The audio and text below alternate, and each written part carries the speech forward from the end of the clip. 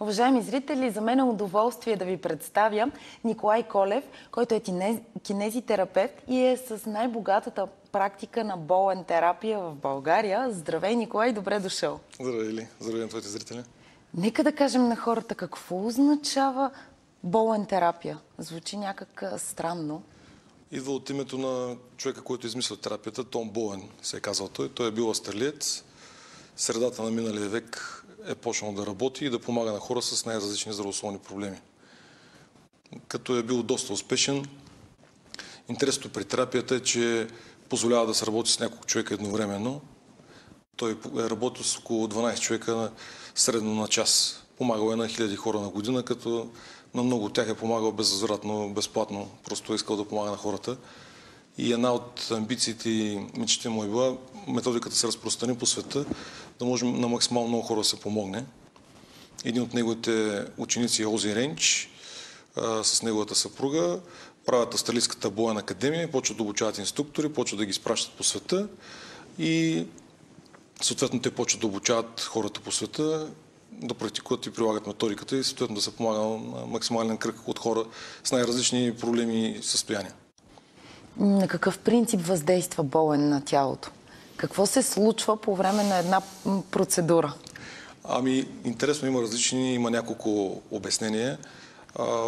Едно от нещата, които аз най-много харесвам като кинезитерапевт, като човек, който по-задълбочено мисли върху анатомията и физиологията, е принципа въздействието върху фасцията. Фасцията е една много интересна структура. Какво означава това? Това е един вид съединителна тъкан, която увива мускулите. Всеки си е купувал месо от магазина.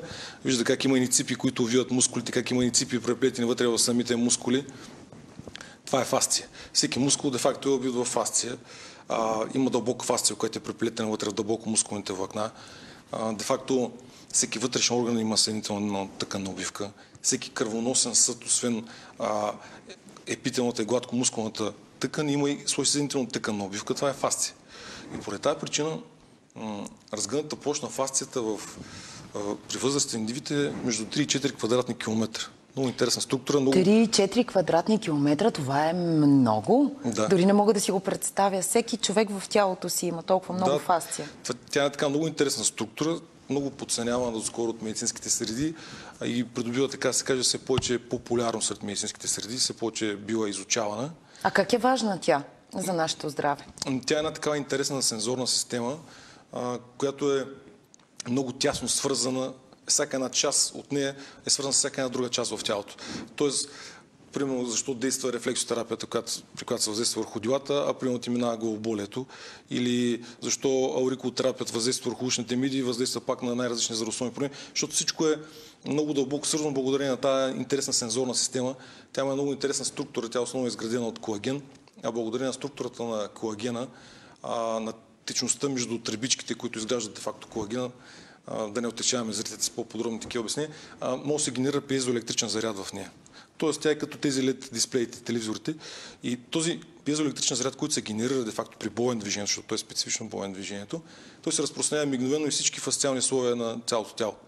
И затова пациентът казва, знаеш ли, интересно, усещам някакво затопляне в ходилото, знаеш ли, в едното коляно тук усещам като импулси, в таза усещам като болка, която идва и си отива. Тоест пациента на места, където е имал или има някакъв проблем, понеже клетките имат памет, усеща най-различни усещания и реакции. Понеже чрез специфичното болен движение, чрез този пиезоелектричен заряд и чрез солитонг вълните, това са такива микроцунами вълните, наречените, които пак се генерират при по-болен движението, които се разпространяват из човешкото тяло, понеже над 80% от нас, около 80% е вода. Те също чистят клетъчната памет. И пациента казва, усещам реакция на места, където, знаеш, детството си бях паднал, се ударих и кариси, там имам реакция. Там има травма и тя се повлиява. Имат памет. Да, тя се повлиява, де-факто се изчиства клетъчната памет. Николая, чрез натиск на определени точки ли въздейства болен терапия? Не е точно натиск. Болен движението е нещо специфично. Има изтегляне, задържане и специфично прехвърляне, благодарение на което обикновено се въздейства напречно на мускулните влакна и на колагеновите нишки и благодарение на това напречно въздействие се генерира този пиезоелектричен заряд. Специфично е, нежно е, деликатно е. Не е болезнено, дори приятно по-скоро. Зависи, да, по принцип не е болезнено, приятно е, да, в голяма степен, но зависи какъв ефект търсим. Има различни неврорецептори. В тъканите има телца на пачини, телца на руфини, има телца на апарат на Голджи, има интерорецептори, т.е. зависимост на кои рецептори точно искаме да въздействаме, съответно постигаме различен резултат. Ако пациентът е с вяло отпусната мускулатура, с мускулен дисбаланс, трябва да подобрим моторния контрол, трябва да активираме определени мускули, няма да работим толкова нежно, ще работим малко по-дълбоко, малко по-сило, ще има малко рязка промяна в налягането, за да активираме телцата на пачини, които значително подобряват моторния контрол и работа на мускулите в зоната. Обаче, ако пациентът е с много изразена симпатико-доминанта, т.е. той е хипернапрегнат, претоварен, в супер голямо напрежение, при него трябва да работим с интерорецепторите, телцата на руфини, т.е. нежно, леко, по-повърхностно, по-плавно, с леко приплъзване, за да по този начин активираме парасимпатикуса, т.е. връщаме баланса. Истината е в баланса. Човек е здрав, когато има баланс, когато неговата вегетативна нервна система, която контролира над 80% от неговите функции, е в баланс. За какво отговарят симпатикова и парасимпатикова нервни системи? Значи, когато човек е подложен на стрес, при него е доминантен симпатикус. Това е тази част от вегетативната нервна система, която отговаря, когато ние сме в някаква бойна готовност, ние трябва да оцелем. Бий се или бягай. Дали трябва да свършим някаква определена задача, дали шофираме и се нервираме, дали някаква дейност извършваме, която е по-напрегната, в този момент е доминантен симпатикус. Обаче, когато съвременното човечество стрес е прекалено много, човек е постоянно напрежение, в момент не настъпва обратния момент, когато е доминантен парасимпатикус. Когато той е доминантен, човек става релаксиран, отпуснат, балансиран, чувства се добре, спи хубаво, спи дълбоко, забравя за проблемите. Той си има баланс, както и ян според китайската медицина. Трябва да има баланс между тях. А за хората, които не могат да спят добре и да се освобождават от стреса, означава ли, че парасимпатиковата нервна система не работи добре, тя е потисната, тя не че не работи, тя е потисната, просто има дисбаланс. Доминантен е симпатикуса, съответно води до голямо отделяне на адреналина, кортизол, хормоните на стреса и ако този процес продължи по-дълго време, вече настъпва един траен дисбаланс и много пациенти развиват тъй нареченото състояние вегетативна дистония. Това не е заболяване. При него няма структурни проблеми, няма структурни изменения. Пациентът е здрав, отива на изследване, всичко му казва, ти си здрав, ти едва ли ти си от какво търсиш тук, нали? Изследването ти е перфектни, всичко си супер си, а пациентът се чувства зле.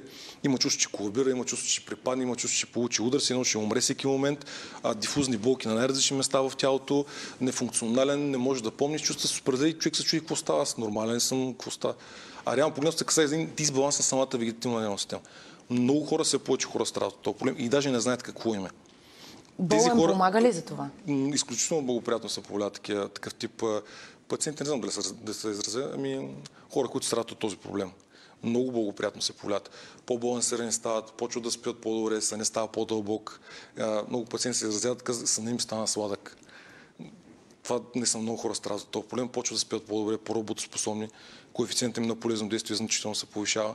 Можеш ли сега, Николай, да покажеш нещо на ръцете или на лицето, за да добият представа на тебе ли? Нашите зрители? Добре, нека да е на мен.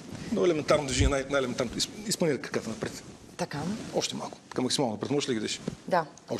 Още напред. Повече няма Добре. да ми е комфортно. Да чакай, ще опитаме едно движение специално да демонстрирам. Изтегляме, прехвърляме. Усетите ли движението? Да, изобщо не е болезнено. Да, не е болезнено. С каква цел го правиш? Стегляме, над задържаме коляното? И прехвърляме. Въздействаме на квадрицепс феморис, на големия квадратус феморис, на големия мускул на бедрото. Говори на разбираем език. В момента на големия бедрен мускул, чрез който в момента изпратих специфични импулси и вълни в твоето тяло, чрез тази вибрация, която създава в тебе, която има много мощен лечебен ефект. И как следва да се почувствам? При различните пациенти е различно. Някои усещат затопляне на различни места, някои усещат изтръпване, някои усещат вълни, някои усещат като импулси, но факт е, че по-голям процент от пациентите усещат едно приятно, леко отпускане. Релаксиращо състояние. Да. Много пациенти спадат едно такова състояние, където казват, че едва ли не всяка клетка на тялото им изпитва удоволствие от състоянието, което са изпаднали. Хайде и на ръцете нещо да направим. Нека да изчакаме да минат 2 минути. Защо? Защото специално за солитон вълните е доказано, че трябва да мине поне минута и половина, за да се успокоят до голяма степен тези микросонави вълни, които аз съм създал в този организъм, за да изпрати следващата вълна. В противен случай ефектът е по-малък. Така ли протича терапията? Конкретно място правиш това движение специфично характерно за болен и след това се изчаква минута. Да, има пауза. Това е много важно да има пауза. Пауза. А може ли да бъде и по-дълга? Може да бъде по-дълго, зависи от пациента. Много пациенти получават реакции, то от дълги реакции. Това е много важно, това го подчертавам. Терапевтът трябва да изчака да преминат реакциите на пациента. Това е изключително важно за ефекта от процедурата. Защо е важно? Защото, представи си образно казано, кожата е клавиатурата, а процесора е вегетативната нервна система, която контролира всичко в твоя организъм. Ако зададеш някаква команда през клавиатурата на компютъра и той почне да мисли и ти в този момент продължаваш да щракаш или натискаш мишката, в момент ще заби и просто спре да работи. Все едно натискаш всички копчета едновременно. Да, се блокира. Да, това е примерно за разликата между... Някои пациенти ме питат каква е разликата между масажа и болен терапията. Ами масажа си го представи като един хаос, едно щракаш безразборно на клавиатурата и спращаш един безразборен, никакъв смисъл няма, никакво послание. Докато толкова натиснеш точно определени клавиши и в точно определена последователност, вече можеш да напишеш нещо, което има, да изпратиш послание, което има смисъл, има съдържание, има и послание. Тук принципът е подобен, защото по време на ембрионалното развитие на бебето, на плода в корема на майката, кожата и нервната система се развиват като едно общо мехурче. И връзката е изключително тясна после. Тоест, ако искаме да въздействаме на вегетативната нервна система, на нервната система като цяло, най-добрият вариант е през кожата и подкожието. И благодарение на рецепторите, които споменах, които се намират в кожата, подкожието и в по-дълбоките тъкани, чрез начина, по който въздействаме, ние можем да изберем точно селективно на кои от тези рецептори да въздействаме и съответно какъв ефект да постигнем. Защото някои тези рецептори постигат релаксация, отпускане, балансиране, други активират мускулния тонус, в зависимост от пациента. Тоест не е правилно да се работи шаблонно. Всички пациенти идвате туп. Индивидуален подход, разбира се. Да, това е много важно. Много добър пример даде с клавиатурата. За какви заболявания помага болен терапията, Николай? Ами знаете ли, ще почна с бебешките колеки, защото има... Започваме с както най-малките. навсякъде има хейтери, които мразят и плюят и отричат всичко. Как ще внушиш, защото някой казва, че болен терапията е била плацебо ефективно. Как ще докажеш, как ще внушиш на едно бебе да му спрат колеките и спре да плаче? Плацебо ефекта. Няма как. Няма как да стане. А факт е, че бебетата се влияят прекрасно. На седмица имам десетки бебета ми идват, родители, които са отчаяни, с сини кръгове по очите, които не могат да спят, са вече пред нервен срив. Правим обикновено 2-3 процедури са достатъчни, прекрасен ефект. Няма ограничения във възрастта за болен терапия? Не, няма ограничение. Друго нещо, което искам да кажа, че благодарение на терапията се влияят много широк спектър от заболявания и проблеми, но някои колеги не са коректни и дават големи обещания на пациентите, че лекуват едва ли не всичко, че лекуват какви ли нелечими заболявания. Това не е така. В случая терапевта активира оздравителните механизми на организма на пациента. И според състоянието на самия организъм, според неговия ресурс, според това как се храни човек, колко се храни, дали се храни правилно, колко вода пие, колко се движи, на какъв стрес е подложен, какъв е микроклимата, ако щете в семейство или в работна среда, ако е токсичен микроклимата. Тоест това са едни много важни комплексни фактори, които определят и влияят доколко ще бъде ефективна самата терапия. Защото един човек има прекрасен ефект, уникален, друг почти няма никакъв ефект. Много зависи от самата среда и от самото състояние на самия организъм. Със сигурност тези фактори няма как да не влияят. Николай, може ли с помощта на болен терапията да се настрои тялото така, че да се самолекува? Точно това се случва. Терапевта не лекува пациента. В случай аз не лекувам пациента, аз активирам неговите оздравителни механизми. Аз балансирам де-факто протичането на жизнената енергия в тялото. Това, което прави китайската медицина.